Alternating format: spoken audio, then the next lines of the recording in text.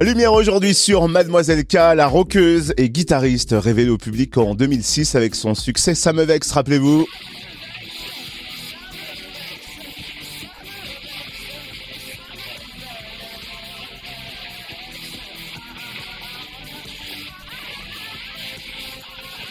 Mademoiselle K a su fidéliser son public pendant 15 ans, à tel point, attention, que c'est lui qui a financé son nouvel album via une cagnotte en ligne. Un album éponyme sorti en octobre dernier avec lequel Mademoiselle K est en tournée, bientôt en concert chez nous le 30 mars au Pantographe de Venaré-les-Laumes en Côte d'Or.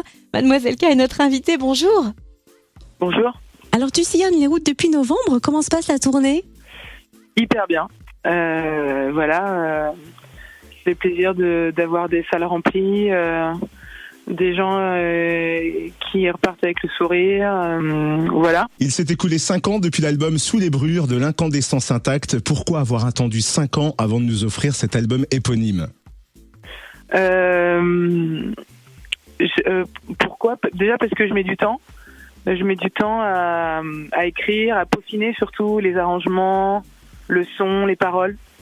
Et puis aussi parce qu'il y a eu 2 ans de Covid, en gros, une grosse année en tout cas d'immobilisation, de suspension dans le temps. Donc je pense que ça a clairement étiré mon temps. Voilà, pour toutes ces raisons. Et ça a joué sur l'écriture des textes, tout ça ? Oui, bien sûr, ça a joué surtout sur le temps pris supplémentaire. C'est que tout d'un coup on vous a dit vous avez tout votre temps. J'ai dit yes, c'est cool. Et je vais prendre tout mon temps pour peaufiner des textes, finir des chansons que j'arrivais pas à finir ou travailler, aller plus loin dans ce que j'avais à raconter. Voilà. Quel est le contexte idéal pour toi pour écrire ? Est-ce que tu as besoin de t'isoler dans ta bulle ou est-ce que tu puises d'inspiration partout, tout le temps, même dans l'effervescence d'une tournée peut-être ? Ouais, je pense que c'est partout, tout le temps.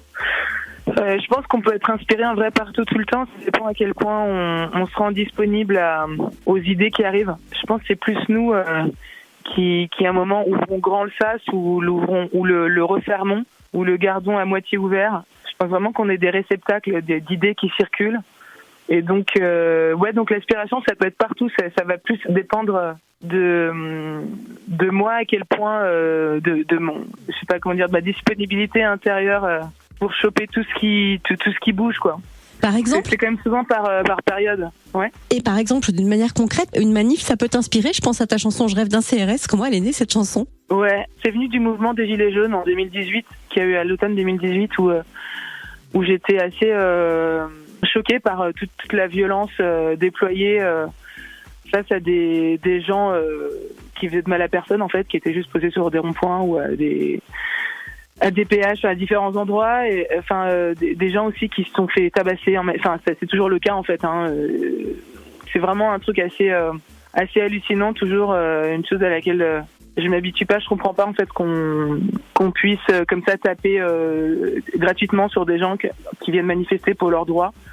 Donc voilà, c'est né de ça, et c'est né d'une espèce de contre-pied, quoi, de partir dans un délire complètement inverse. Ça ferait quoi ? J'imaginais vraiment un CRS qui jette sur moi, mais pas du tout pour ce qu'on croit. C'est-à-dire toutes les phrases commencent par une main qui se lève, quelqu'un qui jette sur vous. Et en fait, tout ça, c'est pour vous protéger ou pour. Je trouvais ça intéressant de renverser la vapeur, en fait, à chaque départ de geste qui a priori va finir violemment, de dévier la trajectoire comme ça du CRS. Et en fait, c'est parti vraiment d'un délire comme ça.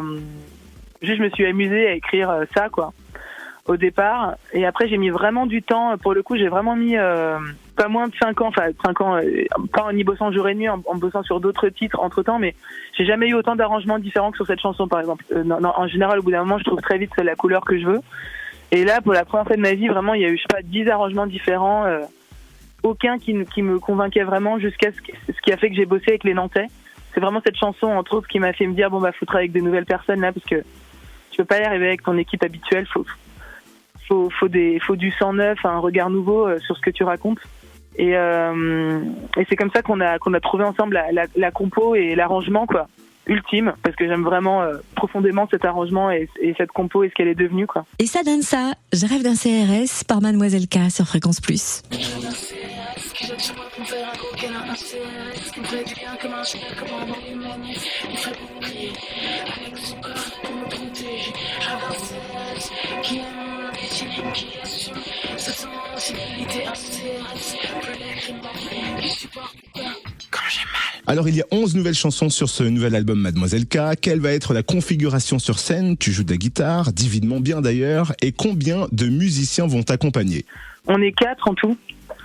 On est 4. Je fais de la guitare, de la basse aussi. J'ai aussi un bassiste claviériste, un batteur et Peter, mon binôme de toujours, qui est guitariste, qui est un merveilleux guitariste et qui fait aussi un peu de basse. Et alors je crois que sur scène, tu as un petit mot aussi pour les contributeurs à l'album, parce que ce 6e album a été financé via une plateforme de financement participatif. Il me semble que c'est plus de 78 000 € qui ont été recueillis. L'implication des fans comme ça touche, ça motive. Ouais, à fond. Alors je voudrais quand même préciser que c'est pas 78 000 € dans ma poche, hein. En vrai, c'est moins de la moitié, puisqu'en fait, ce que j'ai fait, c'est un système de précommande de l'album. Et j'ai vendu aussi des produits en ligne, du merchandising, quoi. Un sweat, un t-shirt, des chaussettes même. Et ça finance en partie l'album. On a eu aussi des aides. C'est bien de dire les choses aussi comme elles sont, fait des subventions, comme on dit. On a la chance d'être dans un pays où il existe pas mal de subventions. Et ce qui est important aussi, c'est que pour la première fois, mon disque n'est pas disponible en magasin. D'où l'importance de la précommande. Ça nous permettait de savoir quelle quantité fabriquer, de pas en faire un surplus énorme et les casser après, ce qui se fait beaucoup dans la grande distribution. Ça nous permet vraiment de maîtriser la quantité et aussi les coûts, ce qui est pas négligeable quand on est une artiste indé. Et après, c'est la deuxième fois que je faisais ça, et les gens avec qui je bossais me disaient mais bon, tu sais, en théorie, la deuxième fois qu'on fait un Ulule, ça marche beaucoup moins bien et tout. Et mon manager arrêtait pas de me dire ça. Je disais mais pourquoi on le fait dans ce cas? Et en fait, au final, ça a été un Ulule encore meilleur que le précédent, quoi. Et je pense vraiment que c'est dû au fait que j'ai beaucoup dit aux gens que c'était de la précommande et que mon disque serait pas disponible en magasin, quoi. On peut le commander en ligne, pour info, sur Internet, mais il est pas trouvable en boutique. Et on peut aussi me l'acheter après les concerts. Mais donc, je pense, et si ça, ce qui a fait le succès de cette campagne-là, c'est que les gens aient conscience que, qu'en étant indé, on n'est pas visible partout et que j'allais l'être encore moins sur cet album-là. Donc je pense que ça a beaucoup joué. Et après, j'ai un public clairement hyper fidèle qui précommande l'album en ayant à peine entendu 2-3 titres. Ça, c'est quand même hyper fort.